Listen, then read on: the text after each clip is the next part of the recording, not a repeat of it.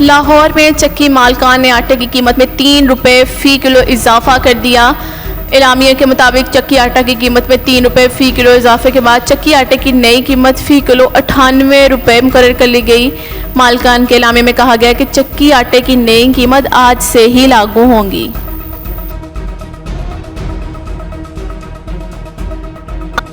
P T I کے رہنماؤں کی عبوری ضمانت میں 28 جون تک توسیع کر دی گئی۔ لاہور کی انسداد دہشت گردی کی عدالت نے پاکستان تحریک انصاف کے رہنماؤں کی عبوری ضمانت میں 28 جون تک توسیع کر دی ہے۔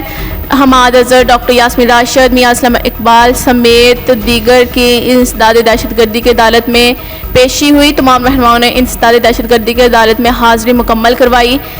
سابق وفاقی وزیر شفقت محمود کی حاضری سے اجتناع کی درخواست عدالت میں پیش کی گئی۔ پی ٹی آئی وکیل نے عدالت کو بتایا کہ پولیس ابھی تک ملزمان کو الزام ہی نہیں بتا رہی۔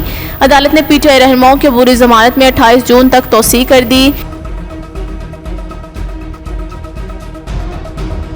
ڈالر بے لگام ملکی تاریخ کی بلند ترین سطح پر پہنچ گیا۔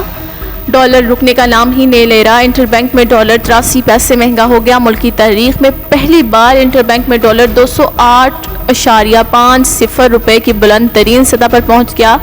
نئی حکومت کے آنے کے بعد اب تک انٹر بینک میں ڈالر 26 روپے 49 پیسے مہنگا ہو چکا ہے۔ 12 اپریل کو انٹر بینک میں ڈالر 182.01 روپے پر تھا۔ 11 ماہ میں تجارتی خسارہ 45 ارب ڈالر پر پہنچنے کے بعد روپے پر دباؤ بڑھ گیا۔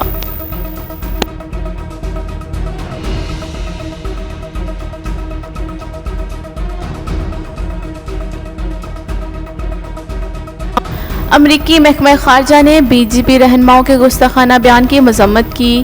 امریکی محکمہ خارجہ کے ترجمان نیڈ پرائس نے کہا کہ ہم بی جے پی کے 2 رہنماؤں کی جانب سے نبی کریم صلی اللہ علیہ وآلہ وسلم سے متعلق گستاخانہ بیانات کی مذمت کرتے ہیں۔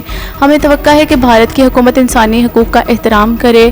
ان کا کہنا تھا کہ انسانی وقار، مساوی مواقع اور آزادی مذہب کا احترام کیا جانا چاہیے۔ یہ کسی بھی جمہوریت میں یہ اقدار بنیادی اہمیت رکھتی ہے۔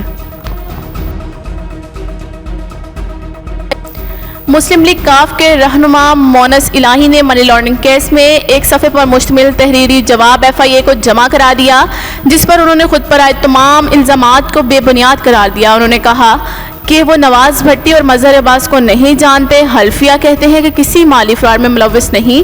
ایف آئی آر میں الزامات جھوٹے اور بے بنیاد ہیں۔ شوگر ملز میں قانون کے مطابق حصہ ڈالا اور ریٹرنز بھی جمع کرائے۔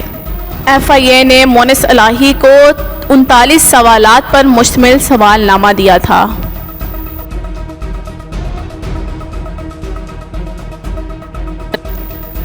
ملک کے مختلف شہروں میں موسلا دھار بارش کی وجہ سے موسم خوشگوار ہو گیا۔ لاہور، اسلام آباد اور راولپنڈی میں بارش سے گرمی کی شدت کم ہو گئی۔ لالا موسیٰ، لالیاں، دینا، ننکانہ صاحب اور سانگلہ ہل میں بھی بادل جم کر برسے۔ راولہ کوٹ اور گرد و نواح میں بھی تیز بارش سے موسم خوشگوار ہو گیا۔ محکمہ موسمیات کا بتانا ہے کہ آج اسلام آباد، پنجاب، خیبر پختونخوا میں مزید بادل برسیں گے۔ کشمیر اور گلگت بلتستان میں بھی بارش کا امکان ہے۔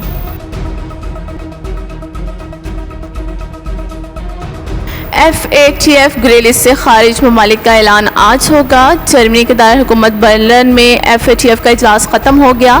یورپی ملک مالٹا کے میڈیا کا دعویٰ ہے کہ ملک کو گرے لسٹ سے نکال دیا گیا۔ دوسری جانب پاکستان میں بھی F A T F grey list سے نکالے جانے کا منتظر ہے۔